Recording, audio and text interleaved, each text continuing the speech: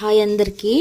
Millionaire mind set ఉండాలంటే points చెప్పాను కదా, రిమైనింగ్ లైఫ్ లాంగ్ మనం లెర్నింగ్ అనమాట. ఏదో ఒకటి నేర్చుకునే తపన ఉండాలి మనకి. మిలీనియర్ మైండ్ సెట్ ఉండాలంటే అన్నీ మనకు తెలుసు అన్న పొగురు ఉండకూడదు. అండ్ టైం మేనేజ్మెంట్ ఉండాలి. అంటే ఏ టయానికి మనం ఏం చేయాలని టైంని వేస్ట్ చేయకూడదు. చాలామంది లేజీగా రీల్స్ చూస్తారు, అది చాలా పనులు చేస్తుంటాం, కానీ అది మనకి యూటిలైజ్ అయ్యేట్లా ఉందా లేదా, మనం అనుకున్న గోల్ రీచ్ అవ్వడానికి మనం టైం ఎలా స్పెండ్ చేస్తున్నాం అనేది మాత్రం కంపల్సరీ మనం ఆలోచించాలి. టైం మేనేజ్మెంట్ ఉండాలి.